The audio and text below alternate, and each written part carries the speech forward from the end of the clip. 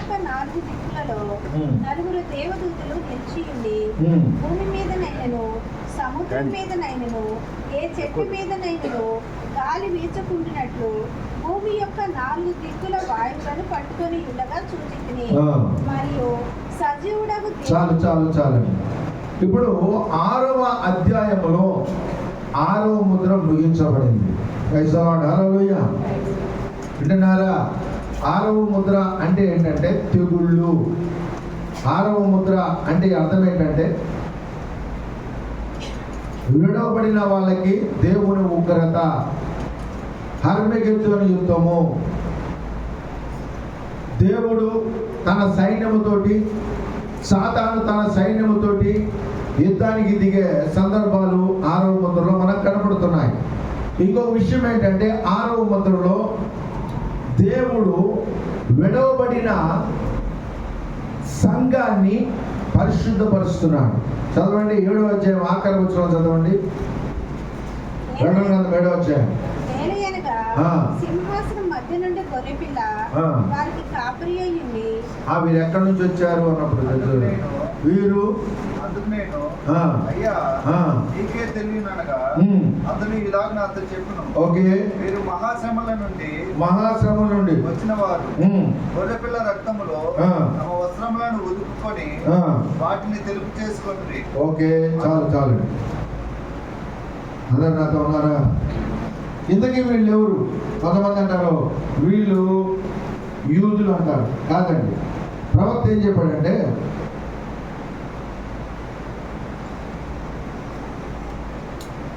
ఇది ఒక shirt cloth.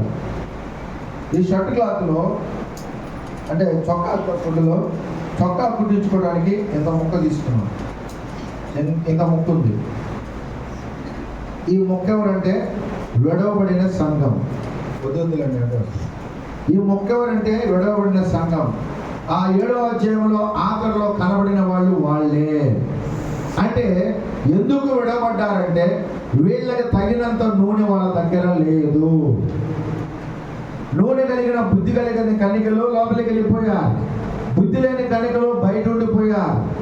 మరి ఈ శ్రమల కాలంలో వాళ్ళు శుద్ధీకరించబడతారు. వింటున్నారా?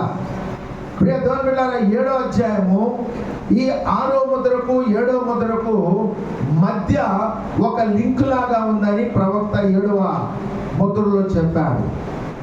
అంటే దీని యొక్క ఉద్దేశం ఏంటంటే ఇద్దరు ప్రవక్తలు వెళ్ళి ఇజ్రాయేలుకి సువార్త ప్రకటించిన తర్వాత వారిలో నుండి వాళ్ళ సువార్త విని 1,44,000 మంది రక్షణ పొందుతారు. చేతుల పైకి శుద్ధిద్దాం. హల్లెలూయా. మీరు కూడా గుర్తుపెట్టుకోండి, ఎప్పుడు వాళ్ళకెళ్ళి వెళ్తారంటే వధువు ఎత్తబడిన తర్వాత. ఆమె గట్టిగా చెప్పండి. ఆమె వధువు ఎత్తబడిన తరువాత దేవుడు అన్ని జనులకెళ్ళి తన ద్వారాన్ని మూసివేస్తాడు. మూసివేసి ఇజ్రాయేలుకి వెళ్ళి తాను తిరిగి ఇజ్రాయేలు దగ్గరికి ఇద్దరు ప్రవక్తలు పంపిస్తాడు. ప్రియ దేవుని బిడ్డలారా, ఈ వర్తమానంలో ప్రవక్త ఒక యూదుల రబ్బీతోటి మాట్లాడుతున్నప్పుడు వాళ్ళు చెప్పాడు, ఆయన చెప్పాడు, మరి మీ మెస్సయ్య ఎలా ఉంటాడు? ఆయన ప్రవక్త అయి ఉంటాడు. మరి యెషయా గ్రంథము 9వ అధ్యాయంలో 7:9లోనా 9 చదువునాయన ఒకసారి. ఇదిగో కన్య కరబోతాయి,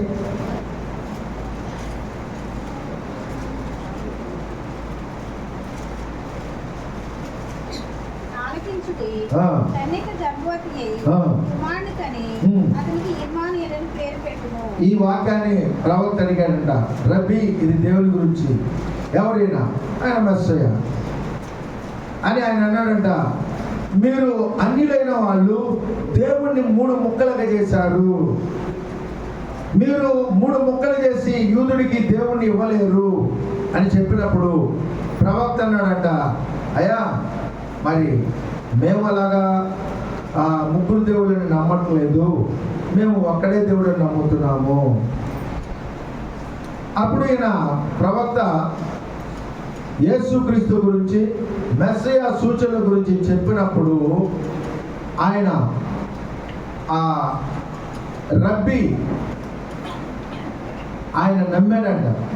ఇది కరెక్టేనే మీరు చెప్పింది, వాక్యానుసారంగా ఉంది, ఈయన మెస్సయ్య అనడానికి ఎటువంటి అభ్యంతరాలు లేవు, కానీ నేను దీన్ని చెప్పాననుకో నా ఉన్న ఉద్యోగం ఊడిపోయింది అని వెళ్ళిపోయింది. వింటున్నారా ప్రియ దేవుని బిడ్డలారా? కనుక మనం జాగ్రత్తగా ఉండాలి. చూడండి, యూదులు దేవుడు ముగ్గురు అంటే వాళ్ళు ఒప్పుకోరు, దేవుడు ఒక్కడే. అంతేకాకుండా మరి పాత నిబంధనలో దేవుడు ఏం చెప్పాడు? మీ దేవుడైన యెహోవాను నేనే, నేను తప్ప వేరొక దేవుడు మీకు ఉండరాదు. పాత నిబంధనలో యెహోవా, కొత్త నిబంధనలో యేసుక్రీస్తు. అంతేగాని పాత నిబంధనలో యెహోవా ఒక దేవుడు, కొత్త నిబంధనలో యేసుక్రీస్తు ఒక దేవుడు, పరిశుద్ధాత్మ ఒక దేవుడు అంటే అప్పుడు ముగ్గురు దేవుళ్ళు అవుతారు. ముగ్గురు దేవుళ్ళు అంటే మనకు అన్ని జనులకు ఎటువంటి తేడా లేదు. కానీ గుర్తుపెట్టుకోండి, మనకు దేవుడు ఒక్కడే. ఆయనే తండ్రి, ఆయనే కుమారుడు, ఆయనే పరిశుద్ధాత్మ. ప్రైజ్ ది లార్డ్, హల్లెలూయా. ఒకసారి నేను విజయవాడలో ఒక బూట్ల షాప్లో చూస్తున్నప్పుడు, అది ముస్లింలకు సంబంధించింది. ఎక్కువ మంది అక్కడికి ముస్లింలు వస్తారు. సరే వచ్చినప్పుడు ఆయన చెప్పాడు, నేను చాలాసార్లు వెళ్తాను, ఈయన పాస్టర్ గారు ఏంటంటే ఆయన పరిచయం చేశారు. పాస్టర్ గారు మీరు దేవుడిని ముగ్గురు అంటారు కదండి అన్నాడు. అప్పుడు నేను చెప్పాను, ఆయన అన్నాడు, మేము దేవుడు ఒక్కడే అంటాం, మీరు దేవుడు ముగ్గురు అంటారని. అప్పుడు నేను చెప్పాను, అయ్యా కొద్దిగా తెలివి లేని వాళ్ళు, ప్రత్యక్షత లేని వాళ్ళు ముగ్గురు అంటారు, కానీ బైబిల్ అలా చెప్పట్లేదు. మేము నమ్మేది దేవుడు ఒక్కడే. వింటున్నారా? ఈ రోజుల్లో చాలా సంఘాలు ఎట్లున్నాయి అంటే, మనం గట్టిగా అడిగామనుకో దేవుడు ఒక్కడా ముగ్గురు అన్నాం అనుకో, వాళ్ళు అంటారు అమ్మటే మన కోసం దేవుడు ఒక్కడే అంటారు. కానీ చర్చిలోకి వెళ్ళి ఏం చెప్తారు? అమ్మ మనకు ముగ్గురు దేవుళ్ళు ఉన్నారు. జానవేశ్వరి గారి మాటలు బట్టి మోసపోకండి. వింటున్నారా? మనం గట్టిగా అడిగాను, ఒక డౌట్ వచ్చింది, ఎందుకు అడిగారులే, అందుకని ఒక్కడేనండి, ఒక్కడే అంటారు. ఇది ఫార్మాలిటీకి అంటారు. కానీ బైబిల్ ప్రకారం గమనించండి, తిమోతి రాసిన మొదటి పత్రిక 2వ అధ్యాయం 5, లూకాసు వార్త 18వ అధ్యాయం 19, స్పీడ్గా.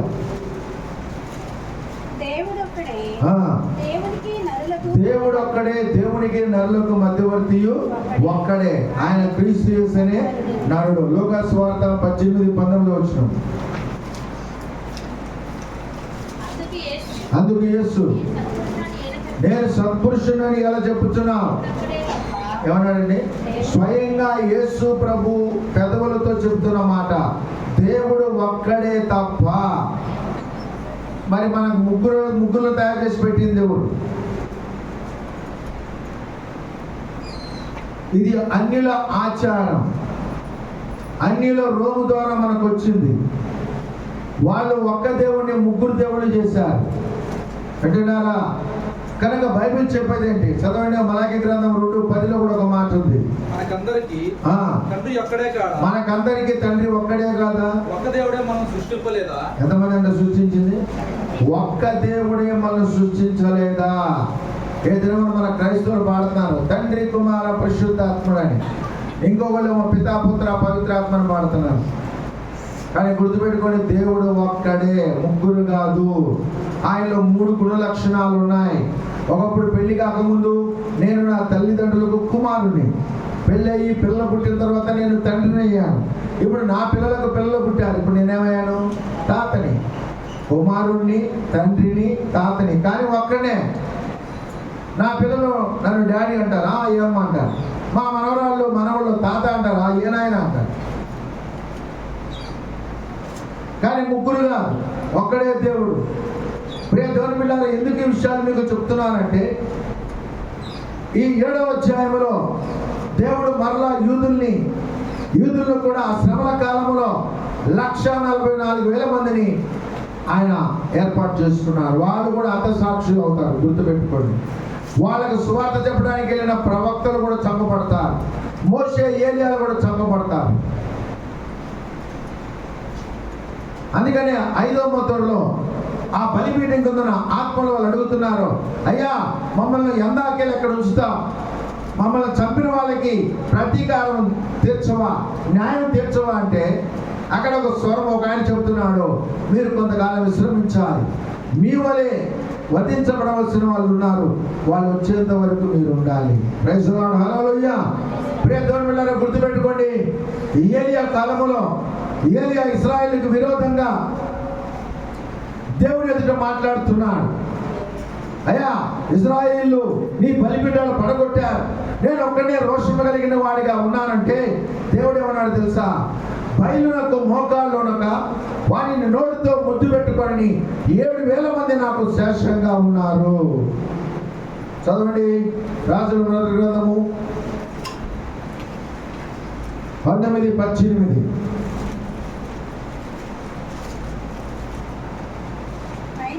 అయినను తీసారా? అందరు తీసారా? ఒకసారి తీయండి. రాజుల మొదటి గ్రంథము 19:18. ఎందుకంటే ఇది మీకు కూడా అవసరమే. మనం కూడా కొన్నిసార్లు గుండులు చేయించుకోవడానికి, ఆ మొక్కులు తెచ్చుకోవడానికి కొన్ని ప్రాంతాలకు వెళ్తాం. ప్రాంతాలకు వెళ్తే ఆడకు పోగానే మనకు అందమైన విగ్రహాలు కనపడతాయి. ఆ విగ్రహాలను నువ్వు ముద్దు పెట్టుకుంటావు. ఆ విగ్రహం ముందు నువ్వు మోకరించి ప్రార్థన చేస్తావు. తనకాయ తీసి దానికి వేసి కొట్టుకుంటావు. అది చెయ్యొచ్చో చేయకూడదో చూడండి. ఇక్కడ బయలునకు మోకాళ్ళునకయు నోటితో వాడిని ముద్దు పెట్టుకొనకయు ఉండు. బయలు అంటే ఆ రోజుల్లో ఒక విగ్రహం, ఒక దేవత. ఆ దేవతను ఎవరు తీసుకొచ్చారంటే యెజబెలు తీసుకొచ్చింది. వింటున్నారా? అదే విధముగా మరి క్రైస్తవుల్లో కూడా విగ్రహం తీసుకొచ్చిన వాళ్ళు కొంతమంది ఉన్నారు. వాళ్ళు ప్రాచీన రోమ్ వాళ్ళ దేవతలను తీసుకొచ్చి మన క్రైస్తవ దేవతలుగా మార్చారు. వాళ్ళకి వీనస్ అనే దేవత ఉంది. ఆ వీనస్ దేవతను తీసి ఆ స్థానంలో తల్లి అయిన మరియమ్మను పెట్టారు. ఎందుకంటే మనకు వీనస్ అనే దేవత బైబిల్లో లేదు కదా. మన వీనస్ అంటే జోలి బాగుందనక మరియమ్మను పెట్టారు. జూపిటర్ అనే దేవత ఉన్నాడు, వాడిని తీసి దాని స్థానంలో పేతురుని పెట్టారు. జూపిటర్ అనేవాడు మనకు తెలియదు కదా. పేతురు అంటే మనం కూడా ఓకే మనోడులే అపోస్తులే అని కూడా మనం కూడా ఇష్టపడతాం కదా. వింటున్నారా? అన్య రోము ఎలా సంఘములో ప్రవేశించిందో ఆలోచించండి. వాళ్ళ విధానాలు ఎలా తీసుకొచ్చారో ఆలోచించండి. చదవండి ద్వితీయోపదేశకాండం 16వ అధ్యాయము ఆఖరి వచనం. ద్వితీయోపదేశకాండం 16వ అధ్యాయం ఆఖరి వచనం. నీ దేవుడైన యెహోవా ఏంటంట? చెప్పండి, దేని ద్వేషిస్తారంట? మనం బుడదలు వెళ్తే ఏముంటాయి అక్కడ? నాగపట్నం వెళ్తే ఏముంటాయి అక్కడ? సాగరమాత దగ్గరికి వెళ్తే ఏముంటాయి అక్కడ? విగ్రహాలే ఉంటాయి. అది యేసు ప్రభు విగ్రహమైనా సరే, అది తల్లి అయిన మరే విగ్రహమైనా సరే, అది దేవునికి నచ్చదు.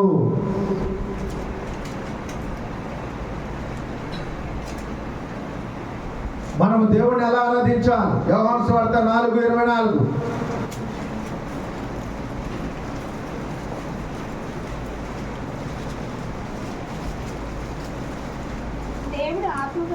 ఏంటంట? గట్టిగా చదువు శేఖర్. దేవుడు ఆత్మ గనుక, దేవుడు ఆత్మ గనుక, దేవుడు ఆత్మ గనుక అంటే అర్థం ఏంటంటే దేవుడు విగ్రహము కాదు. ఆయన ఆరాధించేవారు చాలు. ఆయన ఆరాధించేవాళ్ళు ఎలా ఆరాధించాలి? కొబ్బరికాయ కొట్టి, కొవ్వొత్తి పెట్టి, గుండు చేయించుకోకపోతే ఒక కుడి చెయ్యో కాలు చెయ్యో నడిగేసి ఆడేసి రారాదు. అవి పెరగవుగా. వాళ్ళతో ఒక ముక్కో చెవు కోసాడు పెట్టి రాలేదు. అవి పెరగవుగా. కొవ్వొత్తి కాదు వెలిగించమని చెప్పింది. నువ్వు వెలిగించబడాలి. ఇక్కడ ఏమనుంది? కొవ్వొత్తులు వెలిగించండి అని రాయాలి ఇక్కడ. మనం మీ దీపములు నరుని ఆత్మ యెహోవా పెట్టిన దీపం. నువ్వు పాపం చేయడాన్ని బట్టి నీ ఆత్మ దీపం ఆరిపోయింది. అందుకని వెళ్ళిపోతున్నావు. నీకు తెలియట్లేదు, నీకు మంచి తెలియట్లేదు, చెడు తెలియట్లేదు.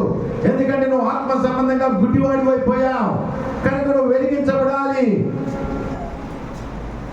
ఆ వెలిగించబడాలంటే యేసు క్రీస్తు రావాలి.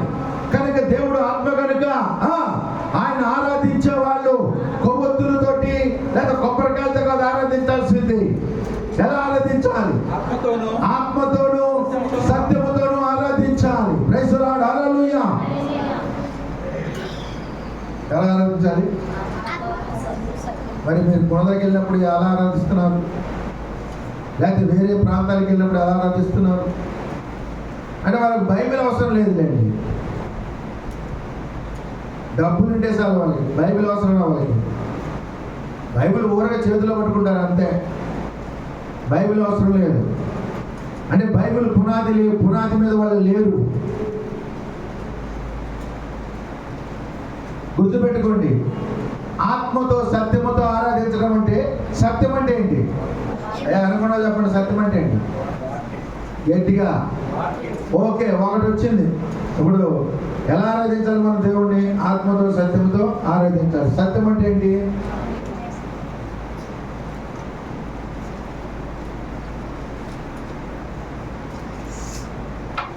ఆత్మతో సత్యంతో ఆరాధించాలి. మన వెనక నుంచి చెప్తాం. సత్యం అంటే ఏంటి?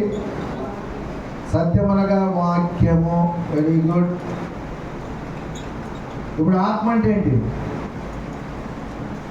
ఆత్మ ప్లస్ సత్యం అన్నాడు కదా. ఆత్మ అంటే ఏంటి చెప్పే మొత్తానికి ఎప్పుడు అయ్యేది గుర్తుండే రెఫరెన్స్ కావాలి నాకు. యోహాను సువార్త 6:63.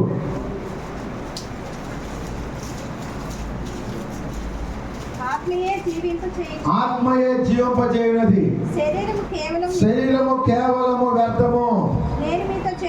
నేను మీతో చెప్పి ఉన్న మాటలు ఆత్మయు జీవమునై ఉన్నవి. ప్రైజ్ ది లార్డ్, హల్లెలూయా. ఆత్మ అంటే కూడా ఏంటి? యేసు ప్రభు చెప్పిన మాటలు అంటే వాక్యమే. ఆమేన్, హల్లెలూయా. అంటే ఆత్మతో సత్యముతో ఆరాధించడం అంటే వాక్యం ఏం చెప్పిందో దాన్ని చేయటమే ఆయన ఆరాధించడం. ఆమేన్, హల్లెలూయా. ఇది కాకుండా నాకు యేసుప్రభు విగ్రహం నచ్చిందని ఆ విగ్రహం ముందు నువ్వు మోకరించి తలగాయ దానికి వేసి కొట్టి, లేదా పాపం బాగుందని నోటితో, లేదా ఆయన ముద్దు పెట్టుకొని, ఆయన పాదాలు ముద్దు పెట్టుకొని, లేదా ఆయన చేతులు ముద్దు పెట్టుకుంటే దేవుడు జీవ గ్రంథాలు రాసి పెడతాడు. వీడు వేస్ట్ ఫెలో అని ఏమన్నాడు అక్కడ? బయలుకు మోకాళ్ళు ఉన్నాయి, మోకాళ్ళు ఊనకుండా నోటితో వాడిని ముద్దు పెట్టుకొనని 7,000 మంది నాకు శేషముగా ఉన్నారు అన్నాడు. అదేవిధంగా ఈ అంత్యదినముల్లో కూడా మరి క్రీస్తు విరోధికి లోబడకుండా, వాడి బోధలకు లోబడకుండా 144,000 మంది నిలబడతారు. ప్రైజ్ ది లార్డ్, హల్లెలూయా. వాళ్ళు చనిపోతారు ప్రియ దేవుని బిడ్డలారా. యేసు క్రీస్తు కొరకు చనిపోతారు, ప్రాణం పెడతారు వాళ్ళు. కనుక జాగ్రత్తగా ఉండండి. మనం చాలా మోసపూరితమైన రోజుల్లో ఉన్నాం. చాలామంది ప్రజలు ఎలా ఉన్నారంటే, నలుగురు నడిచిందే బాట, 10 మంది పాడిందే పాట అంటారు. కానీ గుర్తుపెట్టుకోండి, నలుగురు నడిచింది బాట కాదు, దేవుడు నడవమన్నదే బాట. యేసుప్రభు అన్నాడు నేనే, అంతేగాని కులమే మార్గం వల్ల, లేకపోతే చర్చే సత్యం వల్ల. చాలామందికి చర్చీలు పిచ్చి, మనకు కులాల పిచ్చి, చర్చీలు పిచ్చి, పాస్టర్ల పిచ్చి, సంఘాల పిచ్చి ఉండకూడదు. మనకు ఉండాల్సిన పిచ్చి ఏంటో తెలుసా? దేవుని పిచ్చి ఉండాలి, వాక్యం యొక్క పిచ్చి ఉండాలి. ఆమేన్, హల్లెలూయా. వింటున్నారా? ఏదో అర్థం కావట్లేదా? ఆమేనేనా? ఏ పిచ్చి ఉండాలి మనకి? వాక్యం పిచ్చి ఉండాలి. కులం పిచ్చి లేదా మందిరం పిచ్చి. చాలా మంది అంటారు అబ్బా మందిరం నిండితే కడుపు నిండిపోయింది, మరి బోధన కాదు. రేపు యేసుప్రభు వచ్చినప్పుడు మందిరాలన్నీ కూలిపోతాయి, కాల్చి వేస్తాడు దేవుడు. పునాదులు కలిగిన పట్టణం కొరకు అబ్రహాము ఎదురు చూస్తున్నాడు. వింటున్నారా? పునాదులు కలిగిన పట్టణం అంటే ఏంటి?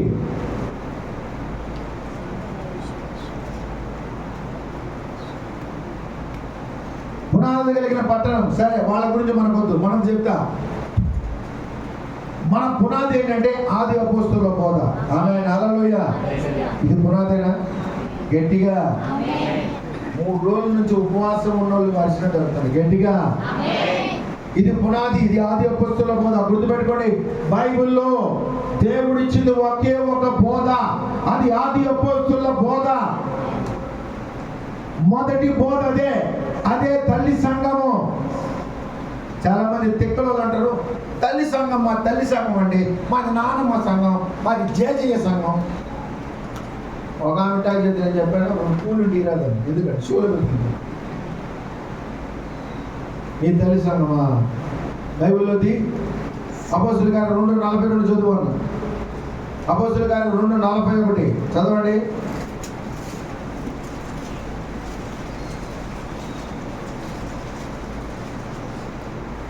కాబట్టి అతని వాక్యం మీరు అపోస్తుల బోధ యందు మొదటి శతాబ్దంలో మొట్టమొదట బోధ ఏంటంటే తెలుసా? మొట్టమొదటి సంఘం ఏంటో తెలుసా? ఆది అపోస్తుల సంఘము. దేవుని గురించి బట్టి అదే వాక్యం ఎదురు మనకు వచ్చింది కనుక మన పునాది ఏంటంటే అపోస్తుల బోధ. రెండవది ఏంటో తెలుసా? యేసుక్రీస్తు నామములో బాప్తిసం. ఆమేన్, హల్లెలూయా. మొదట బాప్తిసం చిలకరింపు బాప్తిసం కాదు, నొసలగడిగా బాప్తిసం కాదు, జెండా కింద బాప్తిసం కాదు, తండ్రి కుమార పరిశుద్ధాత్మని బిరుదుల్లో బాప్తిసం కాదు. ఇది కూడా ఇది పునాదే కదా, వాక్యమా కదా? ఆమేన్. మూడవది ప్రభు రాత్రి భోజనం రాత్రి పూటే. ఇది వాక్యమా కాదా? పగల పూట లేదా ఉదయము, ఇది కాదు. బైబిల్ ప్రకారము ప్రభు రాత్రి భోజనం అంటే రాత్రి పూటే తినాలి. ఎందుకో తెలుసా? కొరింథీ రాసిన మొదటి పత్రిక 5వ అధ్యాయంలో క్రీస్తు మన పస్కా పశువు అని అపోస్తలుడైన పౌలు పరిశుద్ధాత్మ దేవుడు చెప్పాడు. పాత నిబంధనల నిర్గమ కాండములో పస్కా పశువుని ఎప్పుడు వధించాలి, ఎప్పుడు తినాలి చదవండి. ఆ సాయంకాల సమయం 12వ అధ్యాయం.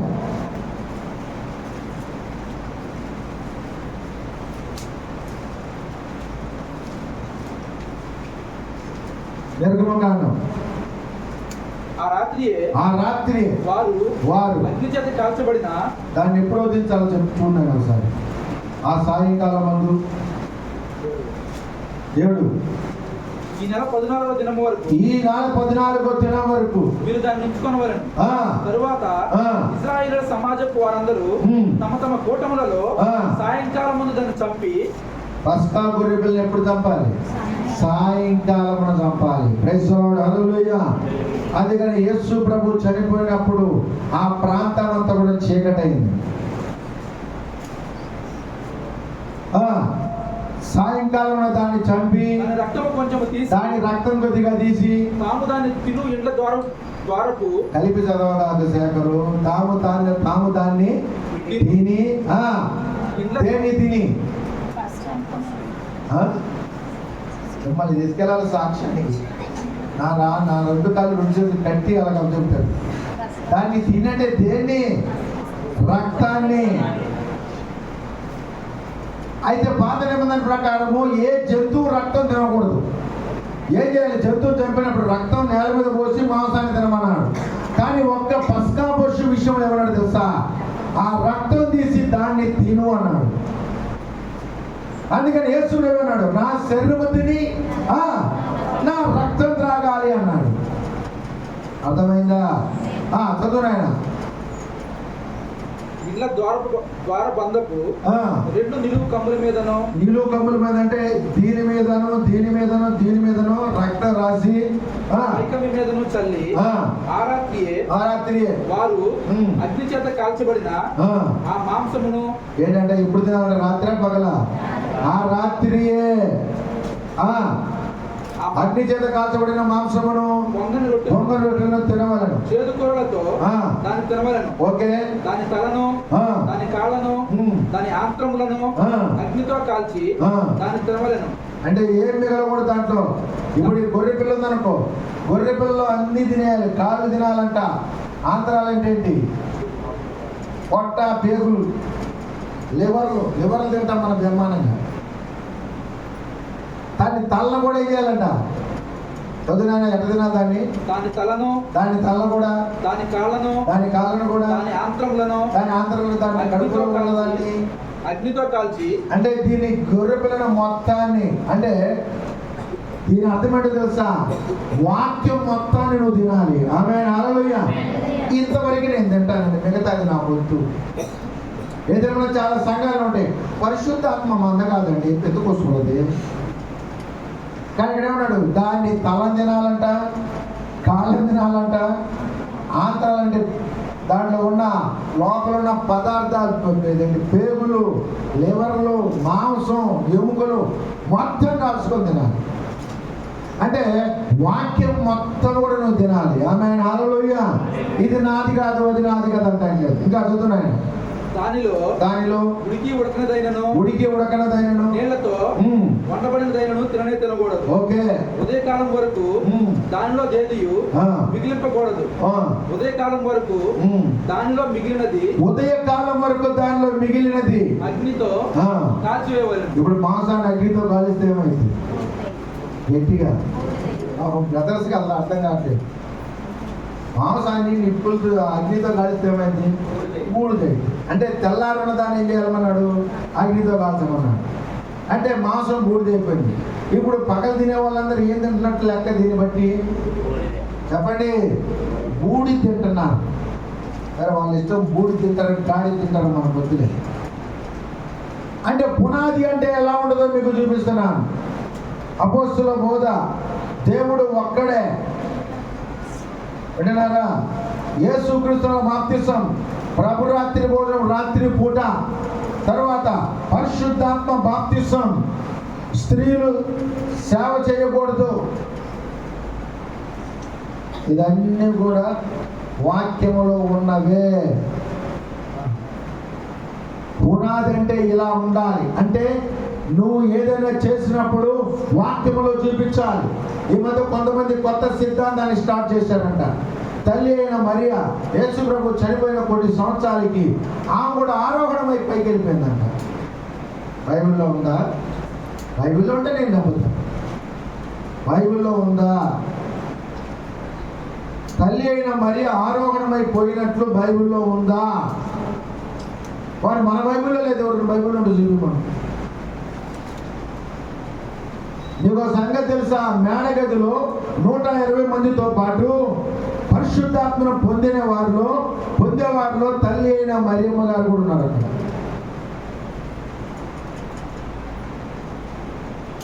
కనుక ప్రియ దేవుని బిడ్డలారా, పునాది మీద ఉండాలి. నేను మీ గురించి ధైర్యంగా చెప్తాను.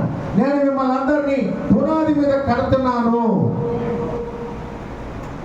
ఇప్పుడు ఇది నేను చెప్పిన వాటిలో ఏది కూడా వాక్యంలో లేకపోతే నన్ను నిలదీసి అడగండి. పాస్టర్ గారు మీరు చెప్పింది వాక్యంలో లేదు, అపోస్తలుల బోధ వాక్యంలో లేదు, దేవుడు ఒక్కడనేది వాక్యంలో లేదు, యేసుక్రీస్తుల బాప్తిసం వాక్యంలో లేదు, ప్రభురాత్రి భోజనం రాత్రి కూడా చేసుకోవాలని వాక్యంలో లేదు, పరిశుద్ధాత్మ పొందాలి అనేది వాక్యంలో లేదు అని మీరు చూపించండి. మిగతా సంఘాలు అంటే ఏదో ఒకటి లేదు బ్రదరు, ఏదో ఒకటి లేదు. పగలో రాత్రో ఎప్పుడొకప్పుడు తింటున్నాం కదా. యేసుక్రీస్తుల బాప్తిసమో లేకపోతే చిలకరిపు బాప్తిసమో ఏదో ఒక బాప్తిసం పొందుతున్నాం కదా. నువ్వు డ్యూటీకి నువ్వు ఒక దగ్గర పనికి వెళ్ళావండి, వాడు నీకు రోజుకి 1000 రూపాయలు కూలి ఇస్తా అన్నాడు.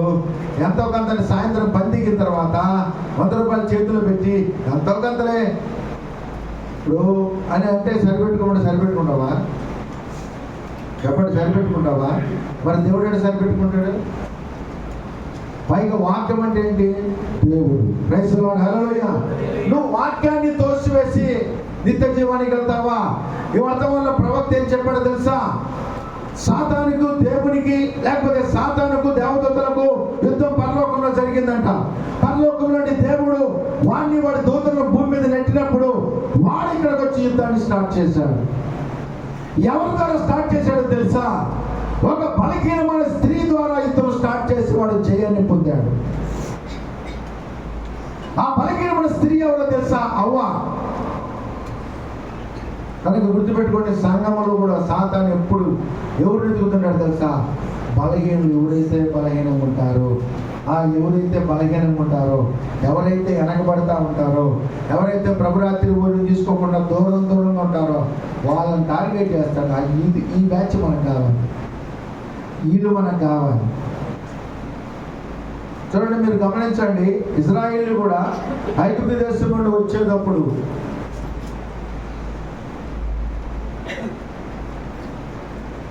అమాలేకులు దాడి చేసి బలహీనంగా ఉన్న ఇశ్రాయేలుని చంపేశారు.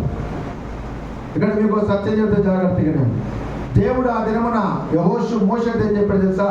మోషే, అమాలేకులు చేసిన పనిని ఒక డైరీలో రాసిపెట్టు, నేను తర్వాత దాన్ని చూస్తా.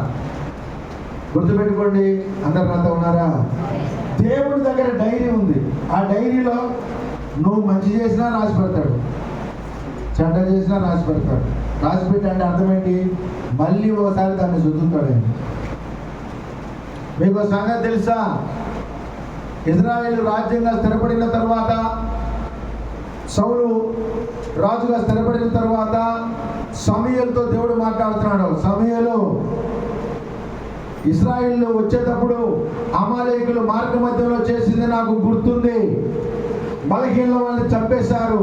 కనుక ఇప్పుడు సౌలుకి చెప్పి సైన్యం తీసుకొని వెళ్ళి అమాలేకుల మొత్తాన్ని కనికరించకుండా మొత్తాన్ని చంపిరమ్మని చెప్పి పంపించారు.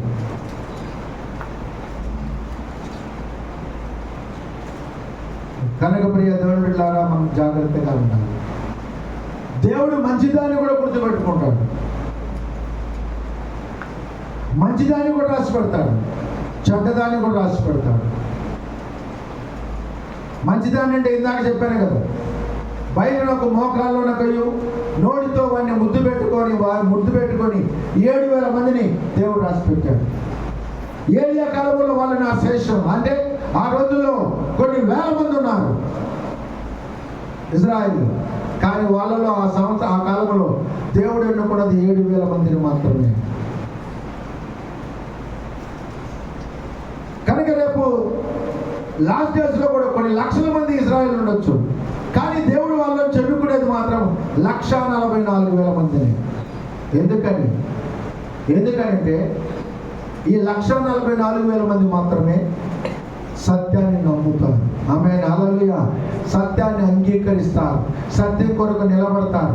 ప్రియ దేవుని బిడ్డలారా, చాలా మందికి మనం సత్యం చెప్పినప్పుడు వాళ్ళు దాన్ని అంగీకరించకపోతే సత్యం ఉన్నంత మాత్రంలో పరలోకానికి వెళ్ళరు. కానీ సత్యం ప్రకారం, వాక్య ప్రకారం జీవించాలి. కనుక దేవుడు ఆదాముకు అవ్వకు ఒక రక్షణ కోటగా వాక్యాన్ని ఇచ్చాడు. ఒక సంఘాన్ని లేదు, గుర్తుపెట్టుకోండి, లేదా నాలాంటి పాస్టర్ని లేదు, వాక్యాన్ని ఇచ్చాడు. కానీ సాతాను ఏం చేశాడంటే అవ్వ ద్వారా ఆ కంచెను కొట్టించాడు. అమ్మ నేను కొట్టకూడదమ్మ, నేను కంచె కొడతాను, నువ్వే దాన్ని తీసి బయటికి రా. వింటున్నారా? కనుక ఈ దినం కూడా గుర్తుపెట్టుకోండి, ప్రతి ఒక్కరికి దేవుడు ఇచ్చిన ప్రాకారం ఏంటో తెలుసా? ఆయన వాక్యం. ఆమేన్, హల్లెలూయా. ఆయన వాక్యాన్ని దాటి నువ్వు బయటికి వెళ్తే దేవుని భద్రత నీకు ఉండదు. ఆయన వాక్యాన్ని దాటి నువ్వు బయటికి వెళ్తే దేవుని భద్రత నీకు ఉండదు. అందుకని ప్రసంగి గ్రంథంలో అంటాడు, కంచె కొట్టు వాడిని. ఏదేదో అవ్వ కంచె కొట్టింది, పాము కరిచింది. అప్పుడు ఆమె ఉందంటే నన్ను ఒక్కదాన్ని కడితే బాగా ఆయన కూడా కలిసింది. ఇప్పుడు మనమందరం పాము విషం వేసుకొని కూర్చుంది. పాము విషం అంటే ఏంటంటే పాపమే. చెడ్డ మాటలు, చెడ్డ ఆలోచనలు, చెడ్డ చూపులు, ఆ అసూయలు, ద్వేషాలు, ఇవన్నీ ఏంటో ఆ పాము యొక్క విషమే. ఆ విషయానికి విరుగుడుగా యేసు ప్రభు వచ్చి శిలువ మీద రక్తం కాచాడు. ప్రైజ్ ది లార్డ్, హల్లెలూయా. ఆ విషయానికి విరుగుడుగా యేసు ప్రభు ఏం చెప్పాడు యోహాను సువార్తలో? మనుష్య కుమారుడు పైకెత్తబడవలెను. యోహాను సువార్త 3:15.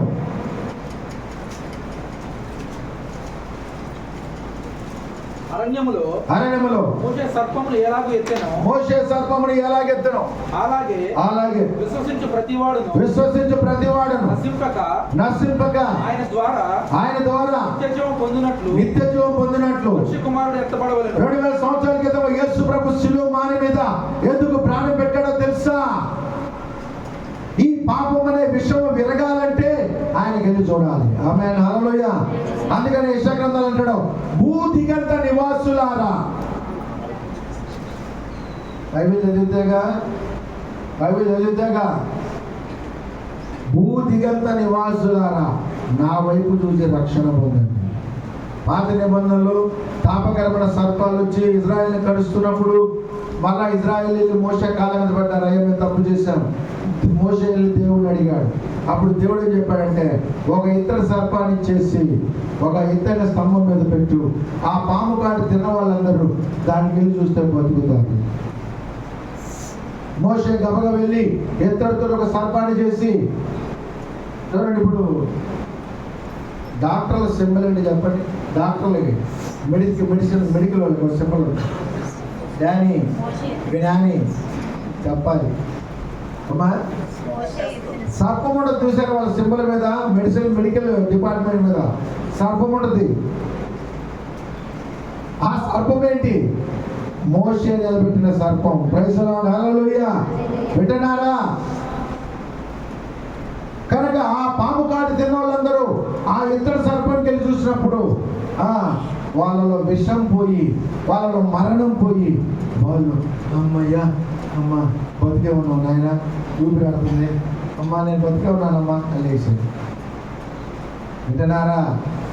అదేవిధంగా మనం కూడా గుర్తుపెట్టుకోండి, విశ్వాసం ఒక కర్తవ్యం, దాన్ని కొనసాగించు వాడైనా యేసు వైపు చూస్తూ మన ఎదుటిన్న పందెపు రంగంలో గుర్తుపెట్టుకోండి, వాళ్ళు ఇజ్రాయేలు ఒక్కసారి చూశారు, కానీ నువ్వు నేను ఎప్పుడు దాకా చూడాలి తెలుసా? నీ జీవిత కాలం అంతా వరకు ఆయన చూసుకోవాలి, ఆయన ముందు పెట్టుకోవాలి. ప్రైజ్ ది లార్డ్, హల్లెలూయా. విశ్వాసమున కర్తవ్యం దాన్ని కొనసాగించు వాడైనా యేసు వైపు చూస్తూ మన ఎదుట ఉన్న పందెపు రంగంలో ఓపికతో పరిగెత్తుదా. నీ గురి పక్కకు తప్పింది అనుకో, సాతానే ఉంటాడు, అమ్మ అదేనమ్మా నాకు కావాల్సింది, పిల్లడు ఎర్రగొన్నాడు కదా చూడు అడిగెళ్ళి, పిల్ల ఎర్రగొంది కదా చూడు అడిగెళ్ళి, చూడు ఆ పిల్లకి చూడు, రాయి ఉత్తరం రాయి ఆ పిల్లకి, లేదా వాడికి ఒక ఉత్తరం రాయి, లేదా ఒక స్మైల్ పడి వాడి పడి ఉంటాడు. కారణం ఏంటో తెలుసా? నీ కను దృష్టి పక్కకు వెళితే ఇట్లాంటి ఐడియాలు సాతాను ఇస్తాడు, గుర్తుపెట్టుకోండి. కనుక నీ కడ దృష్టి, నా కడ దృష్టి ఎప్పుడు కూడా సిలువ మీద ఉండాలి, యేసు ప్రభు మీద ఉండాలి, ఆయన కార్చిన రక్తం మీద ఉండాలి, ఆయన పెట్టిన ప్రాణం మీద ఉండాలి.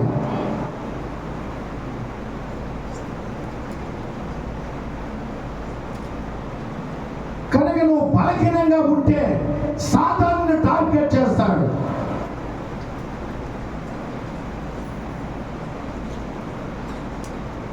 నేను ఒకసారి డిస్కవరీలో చూశాను, సింహాలు వేటాడేది చూశాను. సింహాలు ఇంత పెద్ద దున్నపోతులను వేటాడుతున్నాయి. అయితే వేటాడే ముందు అవి ఏం చేస్తానో తెలుసా? 4-5 సింహాలు కలిసి పెద్ద గుంపుని అటు ఇటు పరిగెత్తి, అటు ఇటు కంగారు పరిగెత్తిస్తాయి. పరిగెత్తేటప్పుడు ఏదో పిచ్చిది ఒకటి, నా బోడిది ఒకటి పక్కకు పోయింది, చక్కబోయింది, దాన్ని రౌండ్ వేస్తాయి 4 కలిసి. ఫేస్ టు ఫేస్ వెళ్ళి వాడితో ఫైట్ చేయాలంటే కష్టం, పైగా వేసి వాలీబాల్ అంటే ఆడతాయి. కనుక ఆ గుంపులోంచి ఒకదాన్ని సపరేట్ చేస్తాయి. గుర్తుపెట్టుకోండి, సాతాను కూడా నిన్ను వేటాడాలంటే సంఘములోంచి దూరం చేస్తాడు, వాక్యంలోంచి దూరం చేస్తాడు, ప్రార్థనలోంచి దూరం చేస్తాడు, పరిశుద్ధతలోంచి దూరం చేస్తాడు, సహవాసంలోంచి దూరం చేస్తాడు, వేటాడతాడు. కనుక సహోదరి సహోదరుడా, ఇవన్నీ వర్తమానంలో ప్రవక్త చెప్పాడు. కనుక బలహీనం ఉండొద్దు, ప్రతిరోజు వాక్యాన్ని చదవండి, ప్రార్థన చేసుకుంటూ ఉండండి.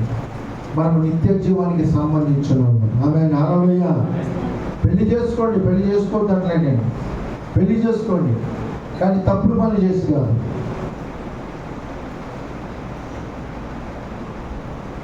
అర్థమైందా? చేపలు పట్టుకునేవాడు వల తీసుకొని తిరిగినట్టు వల తీసుకొని తిరగాకండి. ఎర్రటి పిల్ల ఆడ దొరికిందా వలేద్దాం, లేదా ఎర్రటి బైక్ మీద పిల్లడు ఆడ దొరుకుతాడు వాడికి వలేద్దాం, ఇట్లాంటి తిరగాకండి.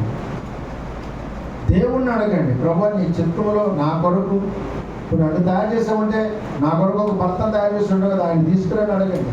లేకపోతే నన్ను తయారు చేసామంటే నా కొరకు ఒక భార్యను తయారు చేసి ఉండవు, ఆమెను తీసుకుని నన్ను అడగండి. అంతేగాని వీడు ఎర్రగా డ్యామేజ్లాగా ఎత్తుకున్నాడు, వీడైతే నాకు మ్యాచ్ అవుతాడు, ఈ మ్యాచింగ్లు వద్దామా. అర్థమైందా? కనుక భక్తి కలిగి ఉండండి, భయం కలిగి ఉండండి. కనుక బలహీనంగా ఉండొద్దు. బలహీనం ఉంటే సాతానుడు బలహీనమైన అవ్వ ద్వారా వాడు జయించాడంట. కుటుంబంలో ఉన్న పురుషులారా మీకు చెప్తున్నాను, నీ కుటుంబానికి యజమానుడు నువ్వు బలంగా ఉండాలి. నువ్వు బలహీనంగా ఉన్నావంటే నిన్ను బట్టి నీ కుటుంబాన్ని వాడు చేతిలోకి తీసుకుంటాడు. నువ్వు పాడైపోతే నీ పిల్లలు పాడైపోతారు. వింటున్నారా?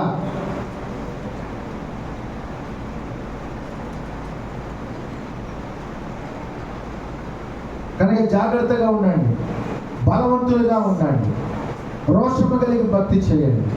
ఇంకా చెప్పాల్సిన విషయాలు ఉన్నాయి, వచ్చారని చెప్తాను అందరి విషయం. Thank you Jesus.